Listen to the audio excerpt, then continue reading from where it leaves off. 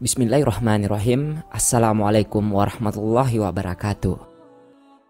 Pertanggungjawaban umat manusia dimulai sejak dia berada dalam alam kubur. Tak terkecuali bagi mereka yang semasa hidupnya kufur terhadap risalah tauhid Allah Subhanahu wa taala. Imam Ibnul Qayyim al-Jauziyah mengisahkan tentang prosesi seorang hamba yang kafir ketika nyawanya dicabut hingga mendapatkan pertanyaan di dalam kubur. Kisah ini diambil dari hadis Al-Bara bin Asib. Ketika itu, Nabi Muhammad SAW mendatangi mereka yang sedang mengurus jenazah di Baqi Al-Gharqad. Rasulullah SAW berkata, "Jika hamba itu menuju akhirat dan terputus dari dunia, maka para malaikat turun kepadanya dengan wajah menghitam. Malaikat itu membawa kain tenun yang kasar. Mereka duduk sejauh mata memandang. Malaikat pencabutnya datang hingga duduk di dekat kepalanya seraya berkata, 'Hai jiwa yang kotor, keluarlah kepada kemurkaan Allah dan kemarahannya.' Rohnya lantas berpencar-pencar di badannya. Malaikat itu pun mencabut rohnya sebagaimana dia mencabut besi tusuk dari kain wol yang basah. Jika malaikat pencabut nyawa sudah mengambil rohnya, malaikat lain tidak membiarkan roh itu ada di tangan malaikat pencabut nyawa sekejap mata pun, hingga mereka meletakkannya di atas kain itu. Kain itu mengeluarkan bau busuk seperti bau bangkai di bumi. Para malaikat membawanya naik. Mereka tidak melewati sekumpulan malaikat melainkan bertanya, 'Apa bau yang busuk ini?' Para malaikat yang membawa rohnya menjawab, 'Dia Fulan bin Fulan.' Sebutan yang begitu buruk sebagaimana namanya dipanggil di dunia. Langit itu tidak terbuka ketika diminta untuk dibukakan baginya. Rasulullah SAW pun membacakan ayat, 'Sekali-kali tidak akan dibukakan bagi mereka pintu-pintu langit, dan tidak pula mereka masuk ke surga hingga unta masuk ke lubang jarum.' Quran Surah Al-A'raf ayat 40. Allah Subhanahu wa taala berfirman, 'Tulislah kitabnya di dalam penjara di bumi yang bawah.' Rohnya dilemparkan dengan sekali lemparan. Nabi SAW kemudian membacakan ayat, 'Dan barang siapa mempersekutukan sesuatu dengan Allah, maka seolah-olah ia jatuh dari langit lalu disambar burung atau diterbangkan angin ke tempat yang jauh.' Quran Surah Al-Hajj ayat 31. Rohnya lantas dikembalikan ke badan.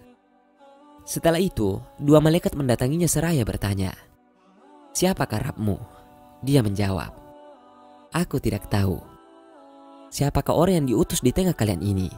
Tanya dua malaikat. 'Aku tidak tahu,' jawabnya. Lalu ada penyeru yang berseru dari arah langit, 'Hambaku ini telah berdusta. Maka bentangkanlah neraka baginya dan bukakanlah pintu yang menuju neraka. Maka didatangkanlah kepada panas dan racun neraka, dan kuburnya disempitkan hingga tulang-tulangnya terlepas. Dia didatangi seorang laki-laki yang buruk wajahnya, buruk pakaiannya, dan mengeluarkan bau busuk. Seraya berkata, 'Terimalah kabar yang menyedihkanmu. Inilah hari yang dijanjikan kepadamu.' Hamba itu bertanya, 'Siapakah engkau?' 'Wajahmu adalah wajah yang datang sambil membawa keburukan.' Orang yang datang menjawab, 'Aku adalah amalmu yang buruk.' Hamba itu berkata, 'Ya Rabbi, janganlah engkau datangkan hari kiamat.' Di dalam buku karya Al-Hafiz Abu Abdullah bin Manda diterangkan bagaimana hamba yang kafir mendapatkan siksa kubur. Ketika roh dikembalikan lagi ke tempatnya terbaring, Mungkar dan Nakir mendatanginya sambil menaburkan tanah dengan kedua taringnya. Mereka menggali tanah dengan rambutnya. Suaranya seperti halilintar yang menggelegar, sementara pandangannya seperti kilat yang menyambar. Dua malaikat ini mendudukkan mayat itu kemudian berkata, 'Siapakah Rabbmu?' Dia menjawab, 'Aku tidak tahu.' Kemudian ada yang berseru dari arah samping kubur, 'Kamu memang tidak tahu.' Malaikat Mungkar dan Nakir memukulinya dengan tongkat besi. Meski timur dan baratnya menyatu, pukulan ini tidak berkurang. Kuburannya pun menyempit hingga tulang-tulangnya rusak tercecer. Pintu neraka dibukakan di hadapannya. Dia melihat tempat duduk di dalam neraka itu hingga tiba hari kiamat.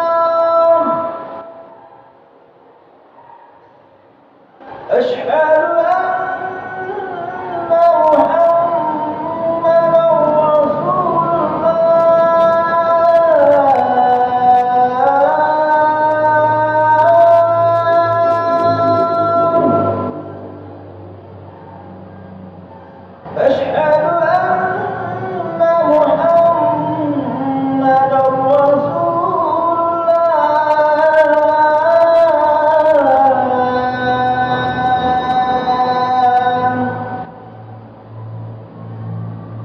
حي على الصلاة.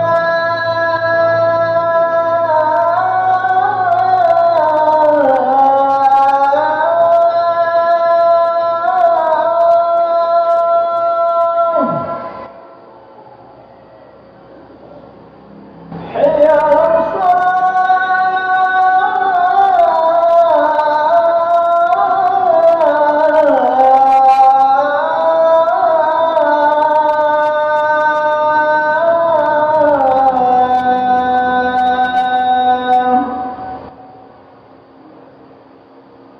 حي على الفلاح.